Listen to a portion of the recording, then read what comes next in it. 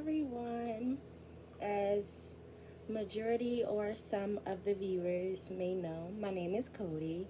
I'm the owner of Braids Milk and Honey, and I am the, I can say founder or whatever. I started the hair care house on school, and this is my introduction. So you could put a face to a name other than a picture. This is me. Yes, my real name is Cody. I get that a lot. Is it my real name? Is it not? That is my real name.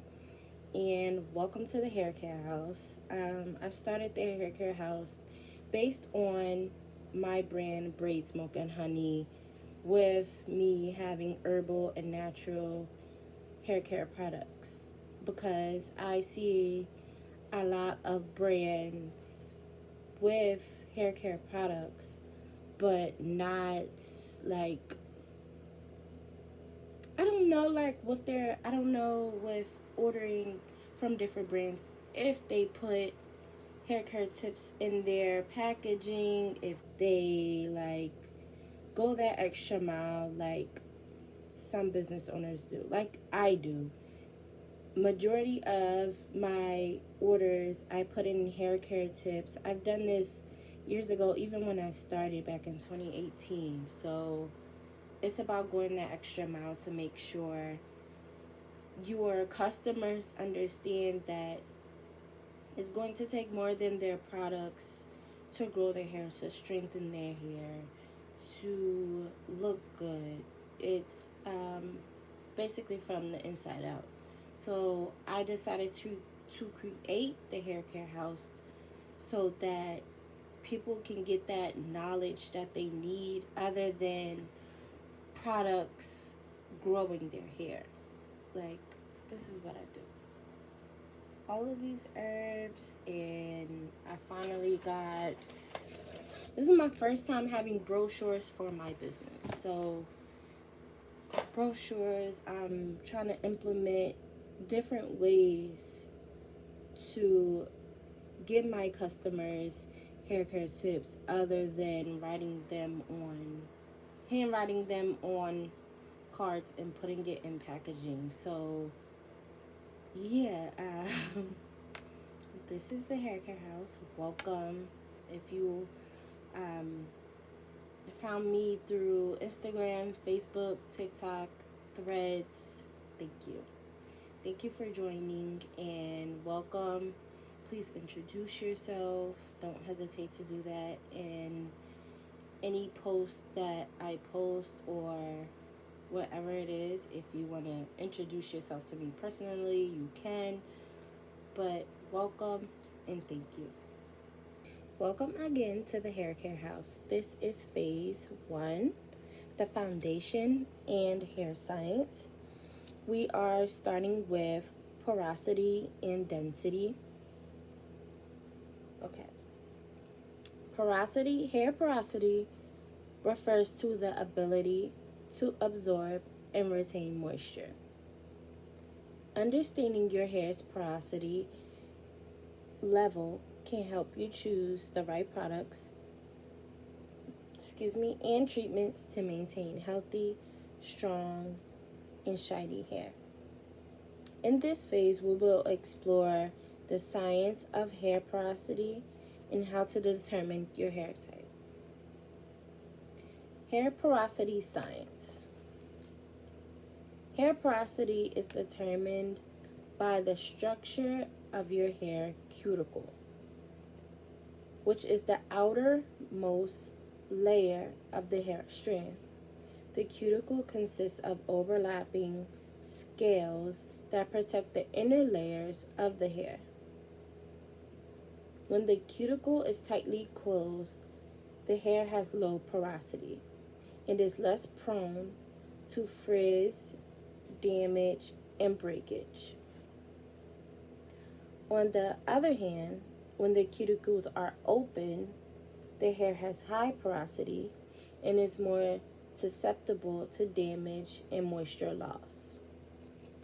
Factors that can affect hair porosity includes genetics, hair type, chemical treatments, heat styling, and environmental factors such as humidity and sun exposure. These factors can alter the structure of the hair cuticle, making it more or less porous. So, we are moving on to low porosity hair. If you have low porosity, it means that the cuticles of your hair strands are tightly closed, like I said previously, making it difficult for moisture to penetrate, to absorb. This can result in a buildup of products on the hair and scalp, as well as an accumulation of oils and sebum that can clog the hair follicles and lead to hair loss, which we don't want. So to keep your low porosity hair healthy, it's important to use lightweight, water-based products that won't weigh down your hair or clog your pores. Look for products that are labeled light, water-based, and avoid heavy oils and butters that sit on top of your hair and scalp. So when it comes to conditioning, use a protein-free conditioner that is specifically formulated for low porosity hair.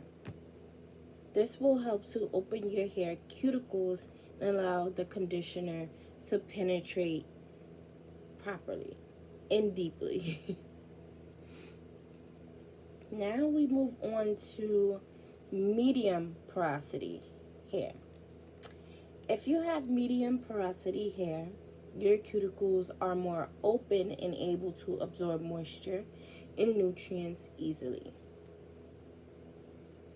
This type of hair tends to be more flexible and resilient with fewer issues such as breakage, frizz, and dryness. To keep your medium porosity hair, it's important to use a balanced approach to hair care. You can use a variety of products such as oils, butters, creams without worrying about buildup or weighing your hair down. Look for products that contain ingredients like coconut oil, shea butter, and aloe vera to keep your hair nourished and protected. When it comes to conditioning your hair with medium porosity, use a deep conditioner. Use the deep conditioner treatment once a week to help your hair soak in moisture and prevent breakage.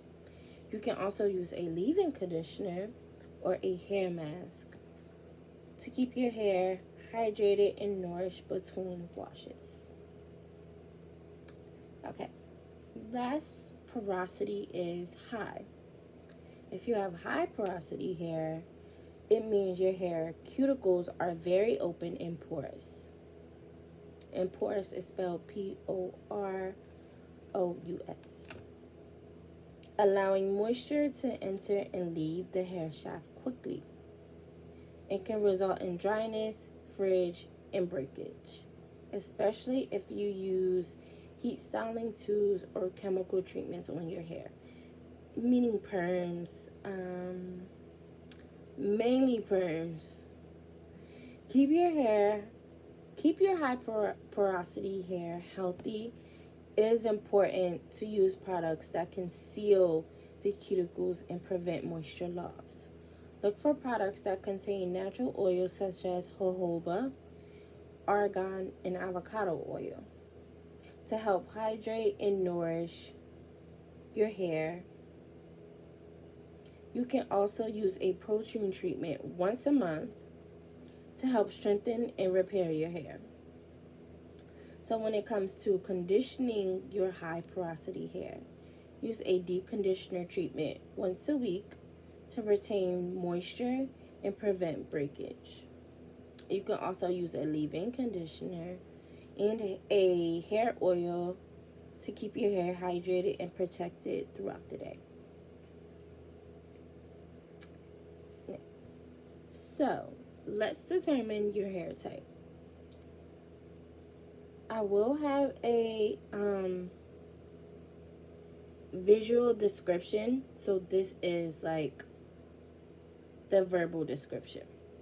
So you take a strand of clean, dry, product-free, and drop it into a glass of water. So if it means you just washed your hair, just condition it, just leave it clean, and then you take a piece of hair. Don't put any products on it after washing to do this step. So observe how the water behaves. Observe how the hair behaves in the water after a few minutes. To determine low porosity, if your hair floats on the surface of the water and takes a long time to sink, it has low porosity. This is because the tightly closed cuticles prevent water from penetrating the hair shaft. Excuse me. Medium porosity, if your hair sinks slowly to the bottom of the glass, it has medium porosity. This type of hair absorbs and retains moisture well without becoming too dry or too oily. I have medium to low porosity. Mine is like in the middle. If your hair sinks quickly to the bottom, it has high porosity. This is because of the open cuticles allows water to penetrate the hair shaft easily, but also allows moisture to escape quickly, leading to dryness and frizz. Once you determine your hair porosity level, you can tailor your hair care routine accordingly. For example, low porosity hair benefits from lightweight water-based products that won't weigh down your hair or clog your hair pores. So for high porosity, it benefits from deep conditioning treatments, natural oils, and protein-rich products that can help seal the cuticles and retain moisture. Now, let's move on to density. What is natural hair density? Natural hair density refers to how many strands of hair you have on your scalp per square inch. In simple terms, it's about how full or thick your hair looks overall. Not how thick each strand is, but that's hair strand thickness or texture. Why does density matter? You will see a lot of people not concerned with hair porosity or density. They just don't go by it.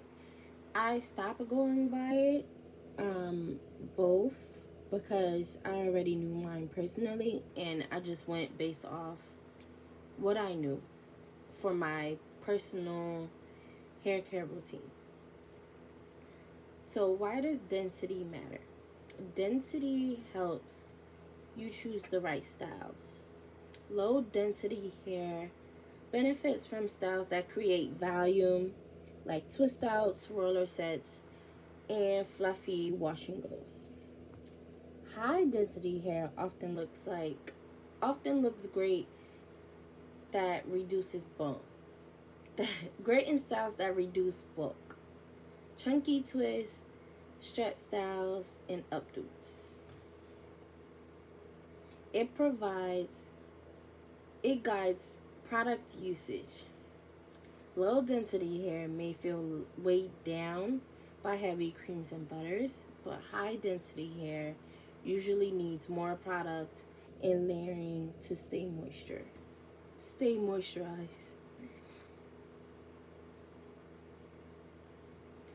It improves detangling and maintenance. High density hair may need more sectioning and styling. So I kind of have high density. My hair is pretty like, I have a full head. Low density hair might require gentler detangling to avoid breakage and thinning. Now we are still on phase 1. So we are moving next to protein versus moisture balance. What is it? Your hair is made of protein, which is keratin. It's what gives your hair strands strength, but also needs moisture, which is water and hydration, to stay soft, flexible, and healthy. So think of it as moisture equals flexibility plus softness. Protein equals strength plus structure. When the two are balanced, your curls are bouncy, shiny, and resilient.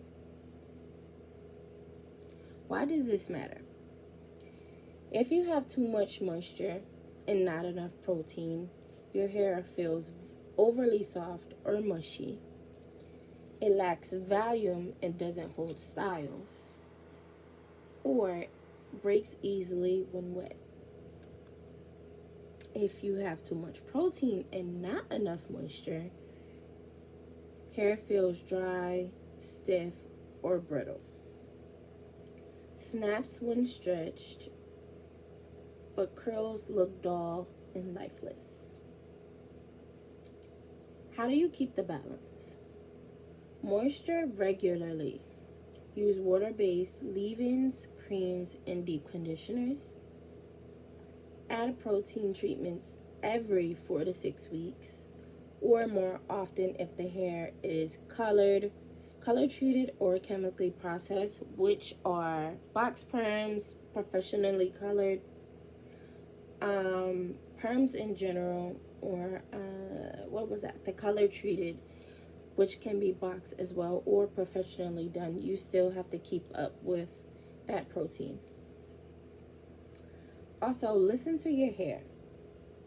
If it breaks while wet, you really need protein. If it's snapping when dry, you need moisture. Alternate treatments. Many naturals use a moisture mask one wash day, and a protein mask the next. So don't keep using the protein treatment without rotating to at least the hair mask. Don't just keep the one. You have to keep things in rotation so that it can work. Now we are on to moisture versus hydration. Moisture versus hydration, what it means and why it matters. Hydration is about how well your hair absorbs and holds water internally. Think of it as filling up a sponge. Moisture, however, is about locking in the water, sealing it in so it doesn't escape. If your hair feels frizzy or loses curl definition, it might be losing moisture. If it feels brittle, overly soft, or mushy, it may have moisture but not enough protein or structure. So, how do you balance moisture? Balancing moisture and hydration helps your natural hair clump better and retain style, reduce breakage, improve softness and elasticity, keep frizz in check.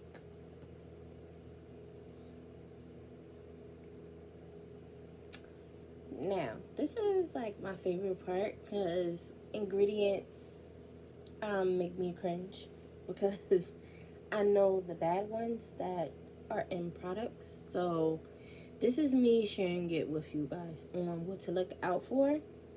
The ingredient red flags also come with a free guide. So the ones I am mentioning are not the only ones that I'm going to give. The rest are in a PDF guide. Okay, so this is what to watch for. When it comes to healthy hair care, what you avoid is just as important as what you use. Knowing ingredient red flags helps you protect your hair from unnecessary damage, dryness, and buildup, and empowers you to shop smarter. So, number one is harsh sulfates. What do? They strip the hair and scalp of natural oils, leading to dryness and breakage. So the ingredient names to watch out for are sodium lauryl sulfate, which is SLS, sodium laureth sulfate, which is SLES. The better choices are sulfate-free cleansers like sodium choline or dichloroside. Okay. 2 is drying alcohols. What do? They evaporate quickly, leaving the hair brittle. So the names to watch out for are SD alcohol 40, denatured alcohol, and isopropyl alcohol, the one that starts with an I, that we see in the Dollar Tree. Like, they put that in these products. You don't even know it. The better choice is fatty alcohol, which is cetyl with a C, and then there's sterol with an S. These ones actually condition your hair. Even though it says alcohol, there are some good ones. My preference, I'm not going to use alcohol, period. Number 3 is silicones that cause buildup. What do? They coat the hair shaft, eventually blocking moisture from penetrating. So say you wash and condition your hair, get your hair really clean, and then how are you going to lock the moisture in? The silicones block that from even trying to penetrate your hair. So what to watch out for? Dimethicone. These are big words, okay? They will be listed. Amodimethicone, unless water soluble, and cyclohexane.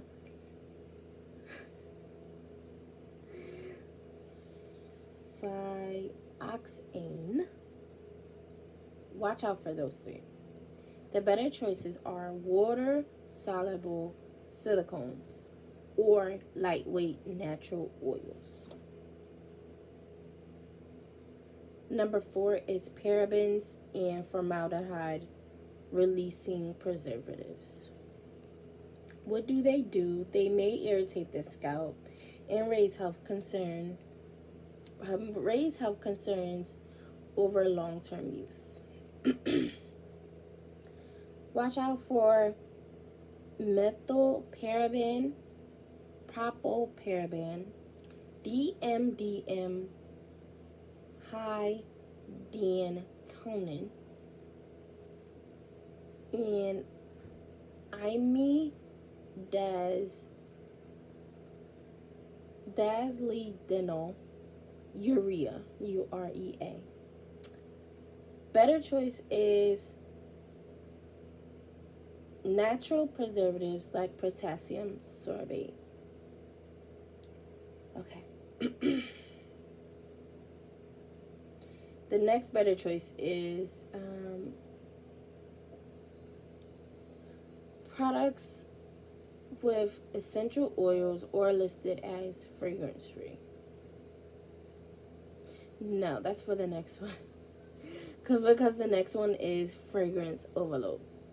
So fragrances can irritate sensitive scalps and hide harsh ingredients.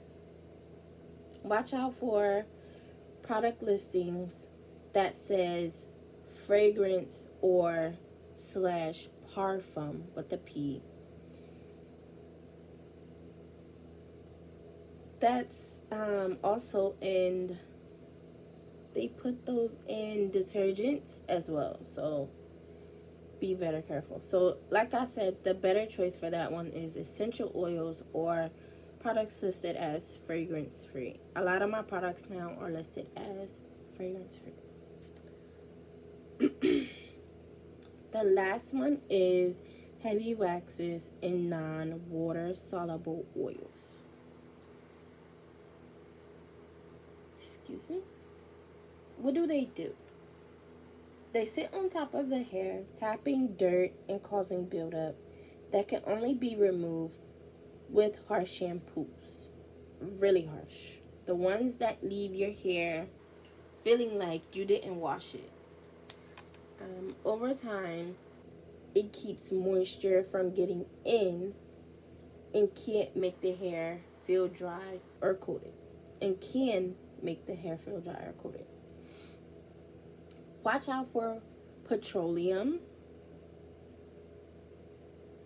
Do not use that Vaseline. It's like the same. Petroleum, mineral oil, beeswax but in high amounts, and lanolin. That is LANOLIN. The better choice for this one is lightweight penetrating oils like jojoba, avocado, grapeseed, and coconut oil or coconut oil in moderation. Next, let's talk about hair and hormone connection. Your hormones control how fast your hair grows, how thick it is, and even whether it shreds. Your hormones shift from stress, pregnancy, birth control, thyroid issues, PCOS, menopause, etc. The list goes on. Women, we know. Your hair often changes too. Why does this matter? Understanding this connection helps you stop blaming your products or routine when your hair acts differently. Sometimes it's not what's on your shelf, it's what's happening inside your body. Key hormones to know. Estrogen and progesterone helps keep hair in its growth phase longer. Like after childbirth can trigger shredding. Next one is testosterone / DHT. High levels can cause thinning or breakage, especially around the hairline. Cortisol levels is a stress hormone.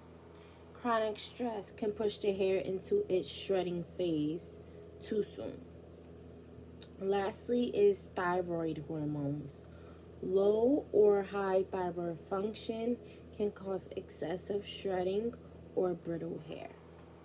Now for your hormones, you can go and get blood work done to have your levels checked on where they are and discuss with your doctor or healthcare professional what your levels are, so that can help too. I've known people, they've got their cortisol levels checked before. So here's tips for my members. Track changes in your hair alongside your cycle or major life events. That's pregnancy, postpartum, or switching birth control. Incorporate stress-reducing habits, scalp massages, journaling, and mindful wash days. Support hormone health with sleep, hydration, and balanced nutrition. Hair health starts from the inside. Lastly, if shredding is severe or sudden, consult with a doctor to rule out thyroid issues or hormonal imbalances.